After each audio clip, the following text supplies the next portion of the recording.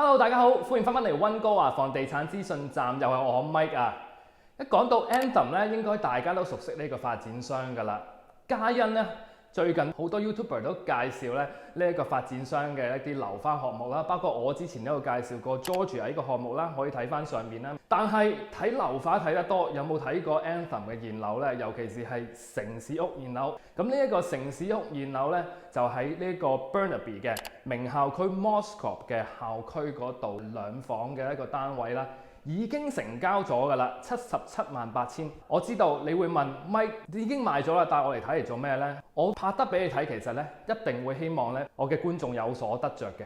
嘉欣呢，呢個樓盤喺我買家呢已經購入咗呢個物業之後，下一個 unit 呢就係再加價，去到799000啦。佢仲要個 unit 係向住街嘅，同埋仲係 lower unit， 冇咁好陽光，仲有個樓梯遮住，所以呢，可以話我嘅客人係買咗賺咗㗎啦。咁其實咁講啦，最近落嚟我都有唔少嘅一啲隔山買牛片啊，或者一啲已成交嘅片呢，同大家分享。而每一個樓盤都係幫客人賺咗錢㗎。咁而家睇緊片嘅你呢，應該會好好奇究竟呢個樓盤有咩特色啊，有咩好處啊咁樣㗎啦。記得啦，中意我哋頻道內容就 like、subscribe、hit 埋個鬧鐘仔。有咩問題留言或者 comment 分享俾朋友睇。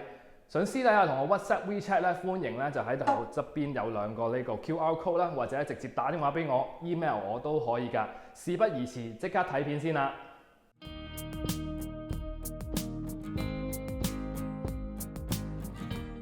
首先講咗屋苑位置先啦，就係3728 Thurston 啊。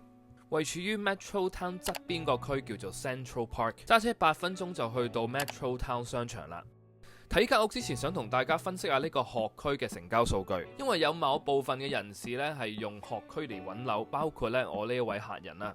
而大家可能有所不知嘅就係咧，學區其實係喺個地圖上面以地段劃分嘅。Mosscrop Secondary 為例啦，呢個就係我幫客人咧做嘅一個地圖劃分表。而當中跨過唔少嘅 area， 包括 Forest Glen 啦、頭先講嘅 Central Park 啦、Golden Village 等等。如果聽到呢度咧依然係一頭霧水嘅話，唔緊要，你可以私信我話俾我知你想揾嘅學區，我再幫你。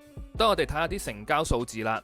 講咗獨立屋先，喺過往3個月喺呢個學區最低門檻嘅獨立屋呢係1785000啦，呢個係佢嘅成交價啦。屋齡有25年啦 ，lot size 係4514尺啦，室內面積咧係有2600尺嘅。而 townhouse 喺10年屋齡以下裏面嘅數據中呢，兩房嘅平均尺價呢就係733蚊，而三房嘅話就係694蚊嘅。睇埋10年以下嘅 condo 啦，過往3個月嘅成交數據中呢，一房 condo 咧嘅平均尺價呢就係925蚊嘅，而兩房嘅尺價呢就係934蚊。繼續落嚟，我講下個屋苑啦，個名叫 Thurston 啦，發展商係為人所熟悉嘅 Anthem。發展商 Anthem 嘅資料我就唔詳細講啦，之前啲片都有講過，有興趣可以去翻之前啲片睇翻。外牆木瓦用咗 Cedar Shingle， 即係松木，就比較耐用同埋 insulation 好。樓齡有6年新，成個屋苑有57個 unit。呢個就係佢前院 patio 啦，可以種下花、曬下太陽、燒下嘢食咁。入到嚟間屋度啦，室內面積係1031尺，兩房1次半。客廳嘅面積有14尺2乘以11尺1，樓底接近9尺。佢廚房側邊都做咗一個 dining area 飯廳，指到飯廳客廳非常分明。飯廳 area 有10尺9乘以10尺6，放張6座位餐台絕對冇難度。廚櫃用咗深啡色襯翻出面嘅松木外牆，抽出式嘅抽油煙機，我哋驗屋嘅時候驗過，抽力都唔錯嘅。用電嘅 KitchenAid 煮食爐同埋焗爐 ，KitchenAid 雪櫃同埋洗碗機，當然唔少得 double sink 雙洗手盤啦。等我哋上去樓上睇下先。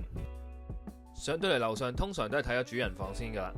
主人房面積12尺乘以10尺，放到張 queen size 床，你都睇到個床架印噶啦，都係對翻前院望內園。地下個床印側邊都睇到有好多空間位置可以擺嘢，梳妝台等等。再睇下佢主人房嘅 walk-in closet 先，唔好睇鏡頭影得好似好細，前主人咧攞嚟做一個書房嘅。跟住我哋拍一拍主人房廁所啦，單洗手盤就唔會佔用太多嘅空間。睇埋第二間房先，第二間房嘅面積有10尺11乘以8尺7，足夠空間放到 queen size 床同埋床頭櫃。Samsung 平排放嘅大 size 洗衣乾衣機，上面有位燙衫同晾衫，去睇一睇佢嘅 underground parking 先。個閘口裏面仲有另一個閘口，所以咧非常之安全。Regular size parking 啦，一個 pickup truck 或者7人 van 都得。側邊有個洗車區，方便你俾你嘅愛區沖涼。到儲物室就有一個單車泵氣架。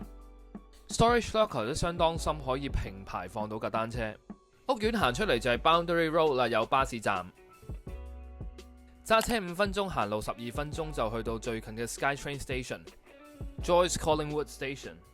揸車3分鐘，行路12分鐘就去到佢所屬小學 Inman Elementary。分數有6.8分，分數喺呢3年裏面比較咧都算係有上升趨勢。揸車5分鐘，搭巴士19分鐘就去到所屬中學 Mountcott Secondary。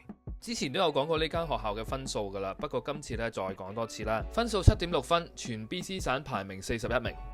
今年係最近呢5年以來咧最高分嘅一年。全校嘅平均 exam 分數咧係73分，咁而佢 French immersion 嘅比率咧係23%。好啦，今集內容又講到呢度啦，唔知大家有咩問題或者意見咧，歡迎下啲 comment。如果對於呢個屋苑係有興趣嘅話啦，大家咧同我 WhatsApp 或者 WeChat 私信我啦，或者如果你話我中意呢區但係唔中意 townhouse，可能中意 condo 咧，可以睇翻我之前介紹過一條片，就係 Sovereign 咧，就係講緊呢一個學區嘅 condo 嘅，或者唔係你想睇 single house，我都有好多嘅資料可以同大家分享嘅。咁今集內容講到呢度啦，下一集再見啦，拜拜。